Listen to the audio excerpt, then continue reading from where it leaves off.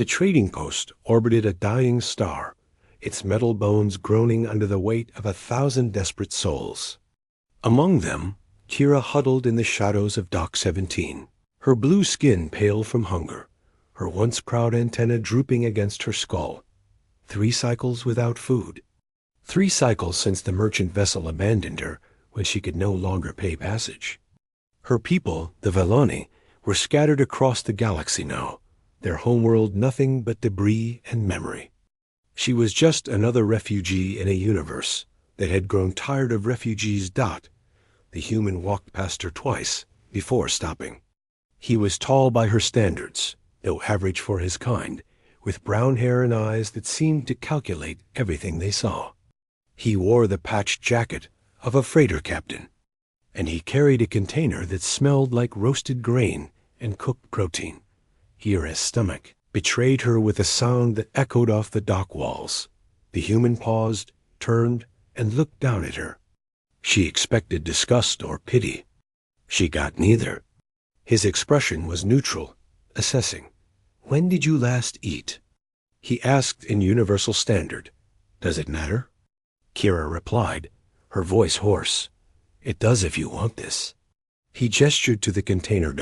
She knew what came next.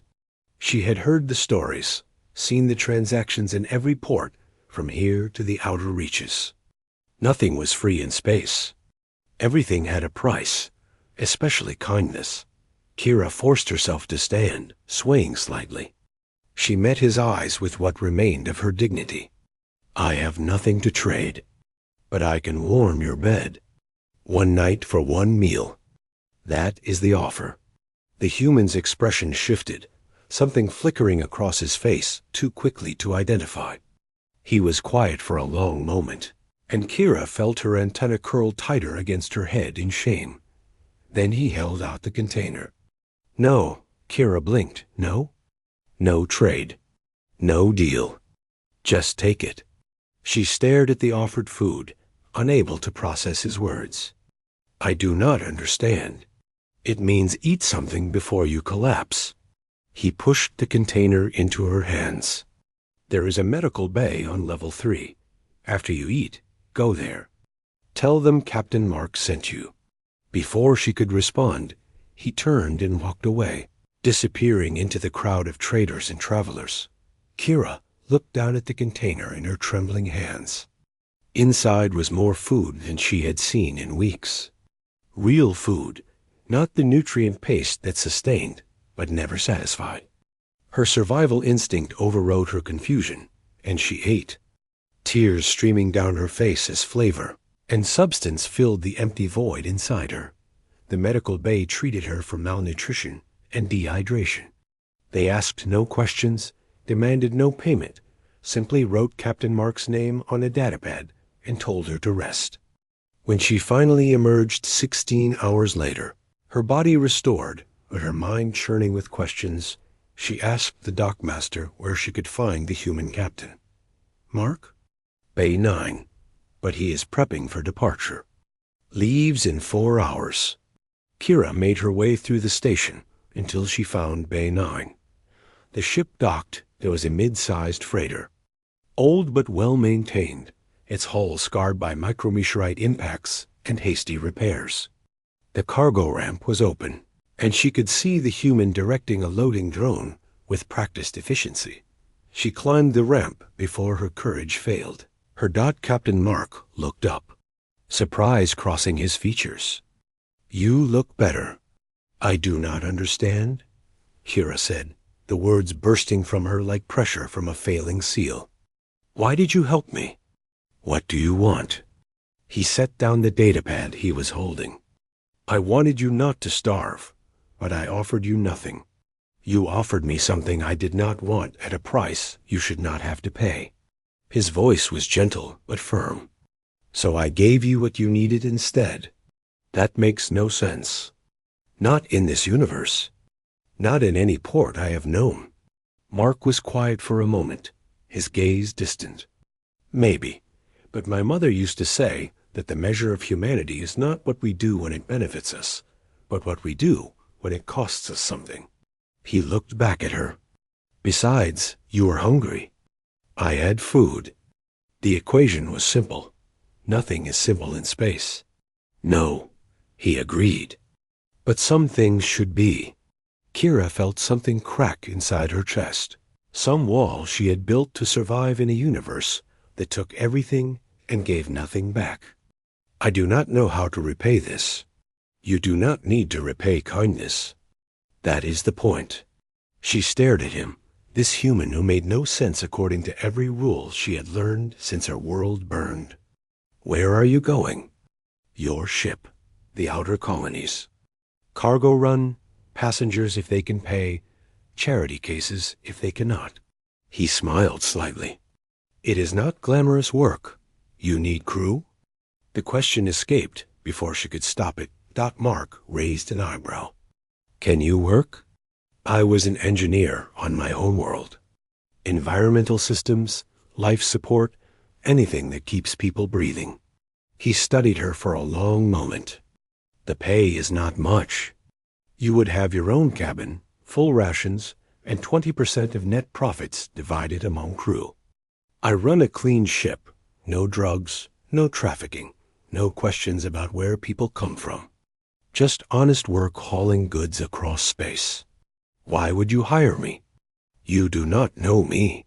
I know you were starving and still offered work instead of begging. I know you went to medical when I told you to instead of disappearing into the station.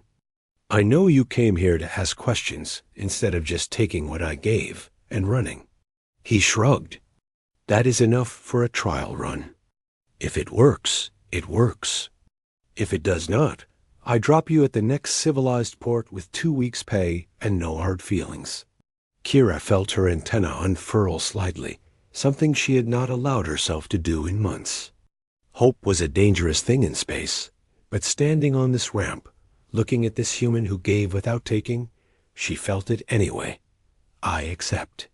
Mark nodded and held out his hand in the human gesture of agreement. She clasped it, feeling the warmth of his skin against hers. Welcome aboard the Wanderer, he said. Let me show you your cabin and introduce you to the rest of the crew.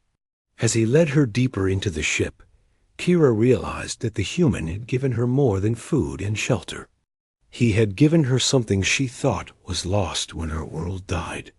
He had given her dignity, choice, a future that did not require to sell pieces of herself to survive. The crew was small. There was Tom, the navigator, a grizzled human with more scars than stories. Lisa, the pilot, young and bright-eyed, who welcomed Kira with genuine warmth.